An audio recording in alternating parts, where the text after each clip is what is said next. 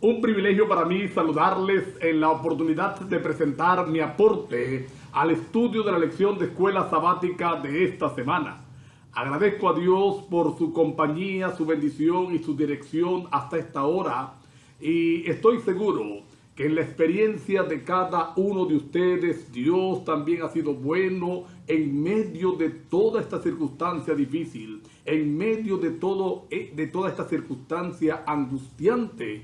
No olvides que Dios sigue estando al control de la historia y Él tiene cuidado de cada uno de nosotros. Estamos llegando a la lección número 7 de este trimestre maravilloso, de este trimestre especial, donde hemos estado estudiando el libro de Isaías y a través del profeta mirando la forma como Dios conduce a la historia, conduce el hilo de la historia para mostrar que Él tiene la última palabra y que siempre tiene cuidado de los suyos. Esta semana, la lección número 7 lleva por título La derrota de los asirios. Y vamos a ser protagonistas, o mejor dicho, vamos a ser testigos, no protagonistas, testigos de uno de los milagros más extraordinarios en defensa de su pueblo que Dios ejecutó en el pasado, que Dios ejecutó en el Antiguo Testamento. Allá en el palacio del invencible Asiria, del rey de Asiria, como lo llamaban, hay grabados o habían grabados de hombres delgados, familias montando sus pocas pertenencias en una carreta, soldados por todas partes, el rey en su trono y venían los esclavos o los cautivos, algunos levantando su mano, dice la historia, o otros suplicando de rodillas el perdón de sus vidas. Todos esos gráficos que adornaban el palacio del rey de Asiria hoy descansan en un museo británico y es un testigo de lo que significaba la historia de ese momento, de lo que significaba Asiria y por supuesto de los terribles momentos que vivió el pueblo de Dios, pero también de la forma majestuosa como Dios los salvó. La primera parte de esta lección lleva como título Con ataduras. Isaías 36:1 es el texto de este día. Ezequías va a comenzar un reinado totalmente dependiente. Ustedes recordarán, ya lo estudiamos en semanas pasadas, Acaz no quiso escuchar el consejo de Dios, no quiso oír que Dios tenía la posibilidad de darle la victoria, la defensa, así que él prefirió aliarse con Asiria, buscar la ayuda de Asiria para que de esa forma combatir la alianza siria-israelita que se había formado contra él. Pero esta alianza o esta solicitud de ayuda trajo consecuencias más nefastas para los israelitas, porque entonces ahora ellos quedaron dependientes de Asiria y pagando un tributo alto, muy alto. Ezequías recibe el reino de su padre, el malvado Acaz, en esas condiciones.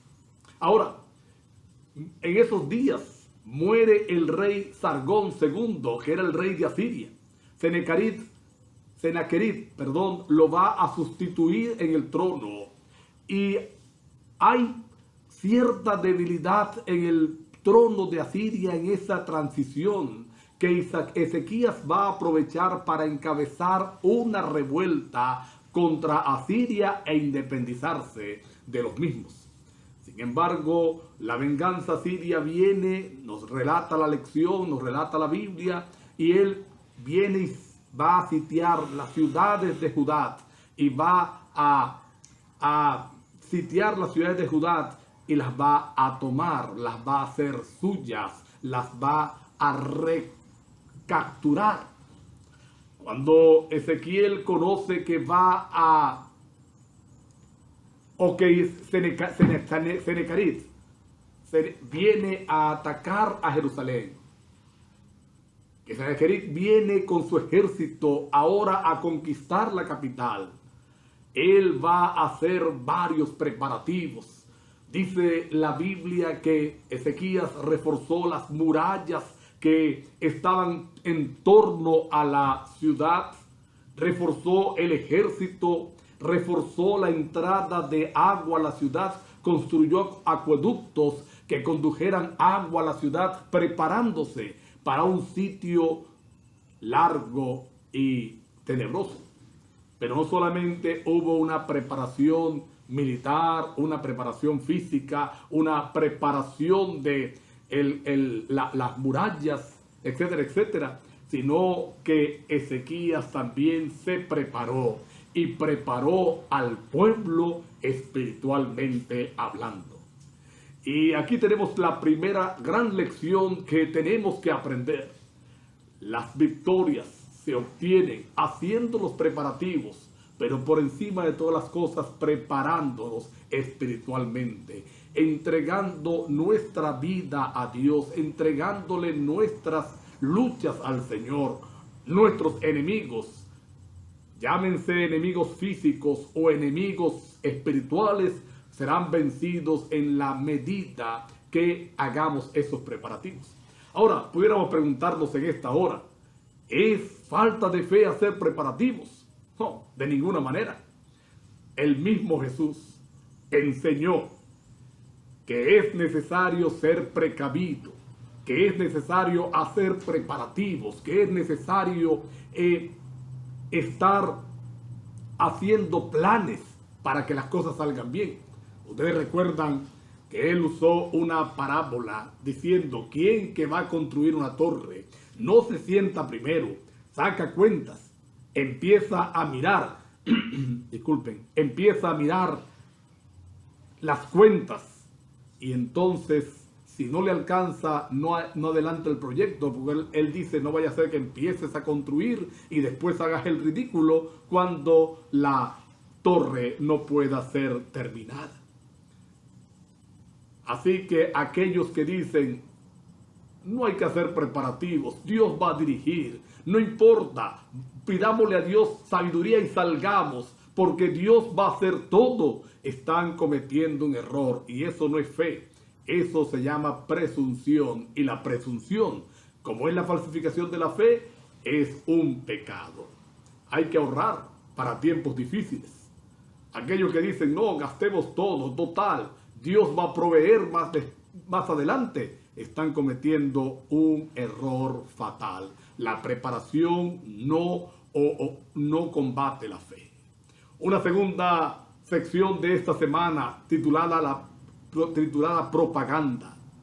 Los asirios, dice la lección, eran brutales, utilizaban la fuerza con una exageración tremenda, pero también eran personas inteligentes.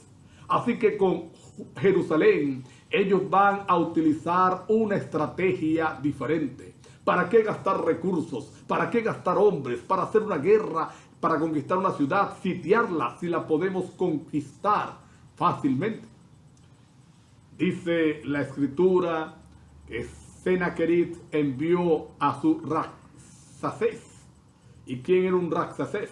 Un Rabsacés era un cargo, un hombre importante, un oficial importante en el gobierno. Y este hombre usó allí la persuasión. ¿Qué dijo? Ustedes recuerdan, gritó desde abajo de la muralla del lado afuera: oh, ustedes que están cuidando la muralla, ustedes que están allí esperando el ataque para repelerlo, no crean que van a podernos derrotar. Y entonces empezó a hacer una lista de todos los reinos que Sennacherib o los asirios habían conquistado.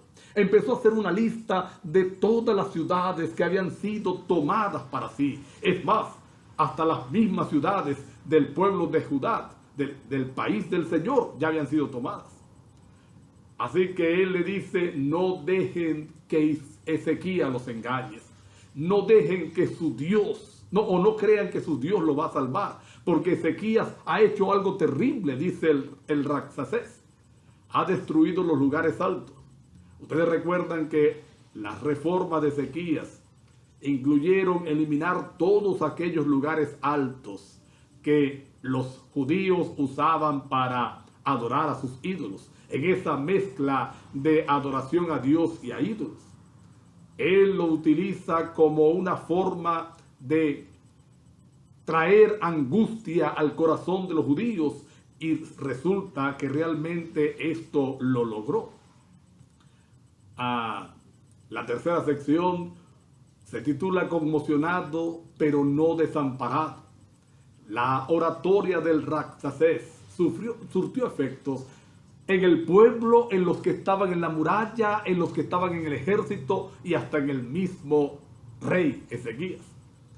Dice la escritura que Ezequías se angustió, Ezequías se sintió turbado en forma extrema. Pero hay algo interesante. ¿A dónde acudió el rey? Dice la palabra de Dios que Ezequías acudió al único que podía darle salvación. Acudió a Dios y presentó el caso delante de Dios. Presentó el caso delante del Señor. Dios responde a través de Isaías, manda un mensaje de ánimo, ese mensaje es transmitido a los que están en la muralla, pero Senaquerib envía otro mensaje: no crean en el rey, no crean en lo que está diciendo Ezequías. Dios es su Dios, no va a poder controlar la furia de mi fuerza, porque ningún otro Dios ha sido capaz de detenerme. Ahora, una vez más, Ezequías toma aquellas cartas, aquellos mensajes, va al templo, los coloca delante del Señor. Y en Isaías capítulo 37, versos del 15 al 20, vamos a encontrar la oración que él elevó al Señor. Y Ezequías, entre otras cosas, le dice al Señor: Señor, es verdad que aquellos dioses no pudieron salvarles, pero es que ellos no son dioses, el Dios verdadero eres tú. Tú eres el creador de todo cuanto existe. Tú eres el creador del cielo, de la tierra, de cada uno de nosotros. Te pertenecemos, Señor, somos tu pueblo, necesitamos salvación. Y dice Ezequías, terminando su oración, para que todos conozcan que tú solo eres Dios, para que todos conozcan que tú solo eres el Rey, el Señor de señores. Y el resto de la historia la conocemos. Es interesante, pero el relato de Senaquerib no menciona la conquista de Jerusalén. Dice que encerró a Ezequías en su palacio como un pajarito en una jaula, pero no menciona que logró conquistar la ciudad. Y es algo interesante, porque ustedes recuerden que fue Ezequías y Jerusalén la que encabezaron la revuelta contra Asiria. Así que si hubieran podido conquistar la ciudad, entonces él hubiera hecho fiesta de aquello, lo hubiera resaltado, le hubiera dedicado espacio en aquella galería de victorias que tenía en su palacio. Pero ¿qué ocurrió realmente? Dios le dice a Ezequías a través del profeta de Isaías, a través de Isaías: no se están metiendo con ustedes, se están metiendo conmigo. La batalla es mía. Yo pelearé por vosotros, yo pelearé por ustedes, yo estaré al frente de la batalla y daré la victoria en una forma estruendosa para que todo el mundo sepa que yo soy el Dios verdadero. Mis hermanos, mis amigos, las batallas son de Dios. Tus batallas son de Dios. Tus luchas son de Dios. Entrégalas a Dios. Y Él es capaz de dar victorias extraordinarias, victorias que no imaginamos. Puedes imaginarte por un momento otra vez el escenario. Humanamente hablando, Senaquerib tenía razón. Era imposible que Jerusalén pudiera resistir un ataque del mejor ejército del mundo en ese momento. Un ejército que venía de arrasar reinos, ciudades. Así que todo lo que él estaba diciendo allá a los de la muralla, en cierta forma era razonable, en cierta forma podía sonar a verdad. Pero Dios lucha las batallas de su pueblo. Dios pelea por ti y por mí. Dios pelea por cada uno de nosotros. La última sección de esta lección de esta semana, en la enfermedad y en la riqueza. Tristemente, el rey Ezequías no se mantuvo en conexión permanente con Dios. Cayó enfermo. Y dice que Isaías vino, le dijo: prepárate, vas a morir, arregla los asuntos de tu casa. El rey voltea su rostro a la pared, dice la Biblia, empieza a llorar y le dice al Señor: Señor, regálame por lo menos 15 años más. Regálame por lo menos otra oportunidad, 15 años. Isaías es devuelto por Dios para traer el mensaje al rey: eso va a ocurrir, te vas a curar, te vas a restablecer, 15 años más vas a vivir. Y Ezequías pide una prueba. ¿Qué prueba voy a tener de que Dios va a hacer eso? Tú recuerdas que su papá, Dios le había ofrecido una prueba y no la aceptó. No quiso pedirle prueba a Dios, y eso desencadenó toda esa tragedia que ahora el pueblo estaba viviendo. Isaías le dice: tienes la opción de que el reloj se adelante o el reloj se atrase algunos grados. Y Ezequías razona: es fácil que vaya hacia adelante, pero hacia atrás es imposible, así que pide que vaya hacia atrás. El sol retrocede, y ese evento es conocido en todo el mundo, especialmente en Babilonia, que se caracterizaban por el estudio de los astros, de las ciencias y de todas estas cosas. Y cuando ellos entienden que ese fenómeno natural de que el sol ha retrocedido es porque Dios quiere mostrarle a su siervo que va a ser sanado. La escritura dice que el rey del momento de Babilonia envió embajadores. Miren qué interesante. Dios hizo esto adrede, Dios hizo esto intencional, porque Él quería que esos embajadores vinieran a Jerusalén, y entonces de voz o de labios del mismo rey escucharan los portentos del Dios del cielo, y Babilonia aprendiera a querer y a cuidar a Dios, o aprendiera a adorar, mejor dicho, a Dios. Pero ¿qué ocurrió? La Biblia dice que llegaron los embajadores, y Ezequías olvidó darle la honra a quien la honra merecía. Y dedicó el tiempo a pasear a todos los embajadores por el palacio, de un lugar a otro, para mostrarle las riquezas del reino, todo lo que él había acumulado y lo que sus padres habían acumulado. Y vino Isaías, después que se fueron los embajadores, les preguntó quiénes eran. Y el rey, emocionado, le dijo: mira, embajadores de Babilonia han venido por mi recuperación. Y entonces Isaías le dice: ¿qué vieron en tu casa? Toda esa riqueza que tú les has mostrado, algún día será de Babilonia. Ellos vendrán por ella y la llevarán a su ciudad. ¿Por qué? Porque Ezequías fracasó en el plan de Dios. Necesitamos pedirle al Señor que nos ayude, porque el fracaso nuestro en el plan de Dios puede significar la derrota de nuestro pueblo en un momento determinado. Tu derrota en un momento determinado. Siempre pidámosle a Dios que nos ayude a hacer su voluntad. Los asirios fueron derrotados, cómo no. Los asirios fueron destruidos, cómo no, por Dios. No lograron conquistar a Jerusalén. Pero tristemente, también el corazón de Ezequías fue derrotado. Fue derrotado por el orgullo, por la vanidad. Dios nos libre de esas cosas. 3 lecciones importantes.